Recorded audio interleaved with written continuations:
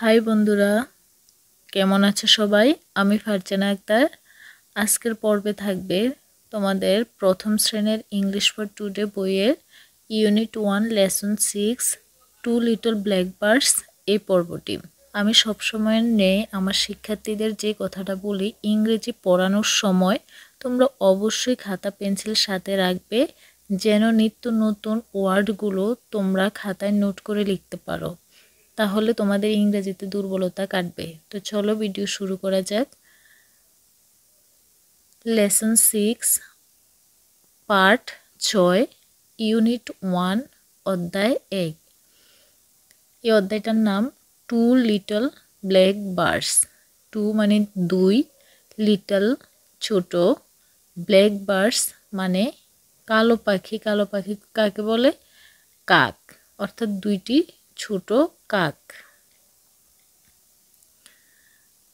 এতে দেখো, what do you see in the two pictures?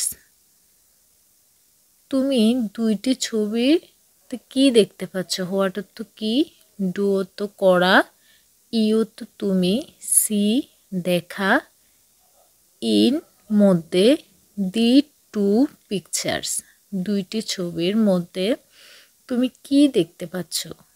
এই যে এই ছবিগুলোর কথা বলা হয়েছে। এই যে এখানে একটা ছবি দেয়া আছে, এদিকে একটা ছবি। তাহলে দুইটি ছবির মধ্যে আমরা দেখতে পাচ্ছি, এই ছবিটাতে দেখতে পাচ্ছি কি, দেয়ালের উপরে দুইটি কাক বসে আছে। আবার এখানে দেখতে পাচ্ছি আকাশে উড়ে চলে যাচ্ছে, দুইটি পাখি উড়ে চলে যাচ্ছে। তারপর লিসেন অ্যান্ড রিপিট, শোনো এবং পুনরাবৃত্তি করো। লিসেন অর্থ শোনা, অ্যান্ড এবং, রিপিট পুনরায় বলা বা পুনরাবৃত্তি করা। In chorus with appropriate gestures. In chorus মানে একসঙ্গে, দলবদ্ধ হয়ে, কোরাস একসাথে বলা, উইথ সাথে, অ্যাপ্রোপ্রিয়েট মানে যথাযথভাবে বলা, গেস্টুরস অঙ্গভঙ্গি বা ইঙ্গিত দিয়ে। লিসেন অ্যান্ড রিপিট অর্থাৎ এখানে বলেছে যে তোমরা অঙ্গভঙ্গি বা ইঙ্গিত দিয়ে, গেস্টুরস অর্থ অঙ্গভঙ্গি অথবা ইঙ্গিত, ইঙ্গিতের সাহায্যে বা অঙ্গভঙ্গির সাহায্যে তোমরা দলবদ্ধ হয়ে যথাযথভাবে একসাথে তোমরা বলো এবং পুনরাবৃত্তি করো। তাহলে two little black birds, two তো দুই, লিটল ছোট, ব্ল্যাক বার্ডস অর্থ কাক বা কালো পাখি। তারপর দেখো, আমরা তো ছবিতে দেখলামই দুইটা কালো পাখি, দেখা যাচ্ছে কাক যেটাকে আমরা বলি। তাই টু লিটল ব্ল্যাক বার্ডস দুইটি ছোট কালো কাক, সিটিং অন এ ওয়াল দেয়ালের উপর বসে আছে। এই যে দেয়ালের উপর বসে আছে, সিটিং অর্থ বসে থাকা, অন উপরে, এই ওয়াল একটি দেয়ালের উপর, একটি দেয়ালের উপরে বসে আছে। ওয়ান কল্ড পিটার, ওয়ান মানে একটি, কল্ড মানে ডাকা, পিটার, পিটার মানে নাম, অর্থাৎ একটার নাম হচ্ছে Peter. One called Peter, one called Paul, অর্থাৎ একটিকে ডাকে পিটার বলে, আরেকটির নাম পল।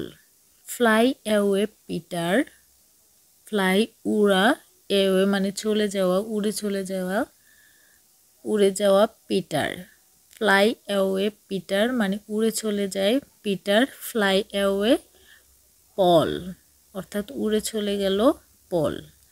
গুড বাই পিটার অর্থাৎ বিদায় পিটার, গুড বাই পল অর্থাৎ বিদায় পল। বি নাম্বারে দেখো, repeat after your teacher in pairs.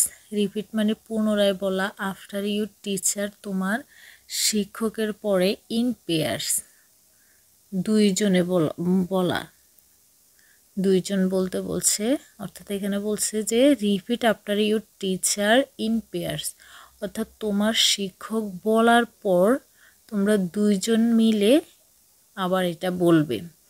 তখন ম্যাডাম যখন বলছে টু লিটল ব্ল্যাক বার্ডস, তখন একজনে বলছে টু লিটল ব্ল্যাক বার্ডস। তারপর শিক্ষকে বলছে যে সিটিং অন এ ওয়াল, তখন আরেকজন উত্তর দিচ্ছে তার সাথে সাথে, অর্থাৎ পুনরাবৃত্তি করা এটা সিটিং অন এ ওয়াল। অর্থাৎ শিক্ষক বলার পর শিক্ষার্থীরা একজন একজন করে পুনরায় আবার এটা বলল। কন্টিনিউ, এভাবে তারা চালিয়ে গেল। C chain drill. চেইন অর্থ আমরা কি জানি, সারিবদ্ধভাবে, ড্রিল মানে অনুশীলন করো, অর্থাৎ তোমরা সারিবদ্ধভাবে অনুশীলন করো। Recite in groups. রিসাইট মানে আমরা জানি আবৃত্তি, কি আবৃত্তি। ইন গ্রুপস, গ্রুপস মানে দল, তোমরা দল বিভক্ত হয়ে এটা আবৃত্তি করো। এই যে এখানে দেখো টু লিটল ব্ল্যাক বার্ডস কবিতাটি প্রথমে মেয়েটি ফার্স্ট লাইন বলেছে, first line two little black birds. তারপর এই ছেলেটি বলেছে সেকেন্ড লাইন, তাহলে সেকেন্ড লাইন কি সিটিং অন এ ওয়াল। তারপর এই মেয়েটি বলেছে থার্ড লাইন, থার্ড লাইন কি ওয়ান কল্ড পিটার। আর ফোর্থ লাইন এই ছেলেটি বলেছে fourth line one called Paul. তাইলে দেখো তারা সারিবদ্ধভাবে সুন্দর করে দাঁড়িয়েছে এবং এটা অনুশীলন করছে। অনুশীলন মানে কি শিখা, বন্ধুদের সাথে শিখা। রিসেট ইন গ্রুপস, তারা গ্রুপে বিভক্ত, এই যে এই দুইজন এক পাশে দুইজন এক পাশে এরকম করে গ্রুপে বিভক্ত হয়ে তারা কিন্তু এটা আবৃত্তি করছে। কন্টিনিউ, কন্টিনিউ মানে চালিয়ে যাওয়া। তারপর দেখো D listen and respond. Listen মানে শোনো, অ্যান্ড এবং রেসপন্ড মানে সাড়া দেওয়া। রেসপন্ড মানে সাড়া দেওয়া, মানে এটার উত্তর দেবে। তখন টিচার বলছে গুড মর্নিং, গুড মর্নিং মানে শুভ সকাল। তখন S1, S1 মানে স্টুডেন্ট এক, প্রথম একজন স্টুডেন্ট উত্তর দিবে, টিচারকে বলবে গুড মর্নিং। হ্যাঁ, তারপর দ্বিতীয় স্টুডেন্ট অর্থাৎ S2 সে বলবে হাউ আর ইউ, অর্থ তুমি কেমন আছো। তখন তৃতীয় নাম্বারের স্টুডেন্ট অর্থাৎ S3 সে বলবে ফাইন, কি বলবে ফাইন। আমরা আগের পার্টগুলোতে আমরা আলোচনা করেছিলাম হাউ আর ইউ সম্পর্কে, তোমরা নিশ্চয়ই জানো, শিখেছো, আশা করি মনে আছে তোমাদের। হাউ আর ইউ, কেউ যদি হাউ আর ইউ বলে তাহলে তার উত্তরে কি বলতে হয়, ফাইন। থ্যাংক ইউ বলতে হয়, তাহলে ফাইন, ফাইন অর্থ ভালো, এখানে হবে খালি করে হবে ফাইন। থ্যাংক ইউ, এখানে হবে ইউ, থ্যাংক ইউ ধন্যবাদ তোমাকে। অ্যান্ড ইউ, অ্যান্ড এবং ইউ তুমি, মানে পুনরায় আবার তাকে জিজ্ঞেস করতে হয় যে তুমি কেমন আছো। তখন সেকেন্ড স্টুডেন্ট এটার জবাবে দিল ফাইন। টু মানে আমিও ভালো। তারপর স্টুডেন্ট নাম্বার 4 অর্থাৎ S4 সে বলবে, তার নাম হচ্ছে লানা। লানা বলছে good bye Mahi. Good bye মানে বিদায়, মাহি একটা শিক্ষার্থীর নাম, বিদায় মাহি। তখন মাহি বলবে যে গুড বাই লানা, অর্থাৎ বিদায় লানা। লানা যেহেতু মাহিকে গুড বাই বলছে, মাহিও লানাকে গুড বাই বলবে।